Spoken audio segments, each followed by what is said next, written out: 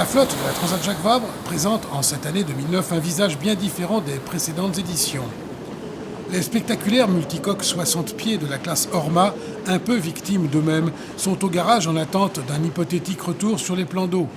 Quelques-unes de ces ultimes machines seront peut-être sur la ligne de départ de la route du Rhum. En attendant, sur la Jacques Vabre 2009, elles sont remplacées par la classe des multi 50 pieds. Même concept, mais avec 10 pieds de moins, pour une facture un peu moins chère. Quoique, à voir les dernières bêtes mises à l'eau comme Actual d'Yves Le Blévesque, Crêpe Waouh 3 de Franck-Yves Escoffier ou encore Prince de Bretagne d'Hervé Cléris, on se demande si l'histoire ne va pas recommencer avec 10 pieds de moins.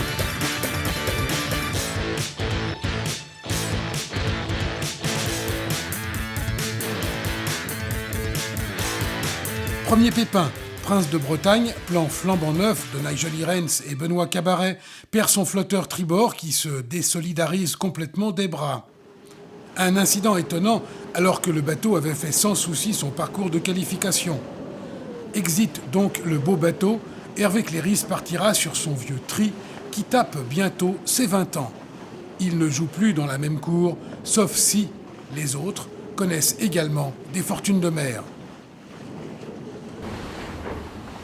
Les prétendants au trône sont donc Actual d'Yves Le Blévesque et de Jean Le Cam, qui partent sur ce superbe plan tout neuf de Guillaume Verdier, et Crêpe Waouh 3 du spécialiste incontesté du multi 50 pieds Franck-Yves Escoffier, 3 fois vainqueur de la route du Rhum et 2 fois de la Transat Jacques Vabre. Son avantage par rapport à Actual, son nouveau tri, signé Vincent Loriot-Prévost, a été mis à l'eau en août et donc à plus de 1000 sous la quille que son concurrent direct. Un pas derrière, par l'âge, région Aquitaine-Port-Médoc, plan 2007 de Lalou Rouquayrol, fenêtre A Cardinal d'Alain Magnan, et enfin Urgence climatique de Victorien Hérussard et Loïc Féquet, qui sera à égalité avec le vieux Prince de Bretagne bis d'Hervé Cléris. Si sur le papier Crêpe Waouh et Actual sont les favoris, beaucoup ont payé pour savoir qu'avec ce type de bateau et en fonction de la météo, tout peut arriver. Alors pour les pronostics, il faudra attendre le Costa Rica. Côté 60 pieds Orma, ils sont tous là, les stars du Vendée Globe, avec bien sûr le champion des champions Foncia et Michel Desjoyaux, qui part avec un certain Jérémy Bayou. 2 très grandes pointures pour un bateau qui peut être qualifié de presque parfait. Groupe Belle de Quito de Pavan, associé à François Gabard en quête d'une première victoire après la perte prématurée de son mât lors du Vendée Globe. Hugo Boss, du tempétueux Alex Thompson, fait partie également de ces bateaux à la recherche d'un premier grand résultat, tout comme Mike Golding, dont le 60 pieds a pris son nom pour cette course. Le très rapide Safran de Marc Guillemot, associé à Charles Caudrelier, toujours prêt à montrer sa vitesse. Veolia, servi par le très sympathique duo Roland Jourdain et Jean-Luc Nélias.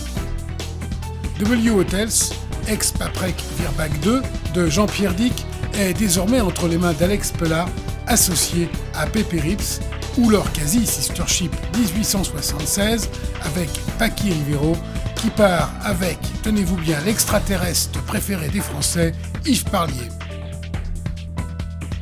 Akena Véranda, ex-PRB malheureux du dernier Vendée Globe, qui a subi un grand lifting et sera mené par Arnaud Boissière, accompagné de Vincent Rioux. Artemis, l'ex-bateau de Johnny Malbon, est aux mains de Samantha Davis, accompagné par le très international français Sidney Gavinet, un duo très efficace et photogénique. Aviva et la très talentueuse Di Cafari, qui part avec Brian Thompson. Beatty et Sébastien Josse, accompagnés de son préparateur Jean-François Cuzon, cherchent le podium, tout comme le second du Vendée Globe, Briter, aux mains d'Armel Lecléache et Nicolas Troussel. Enfin, le DCNS de Marc Tiercelin et Christopher Pratt, qui n'a pas encore fait de résultat en course.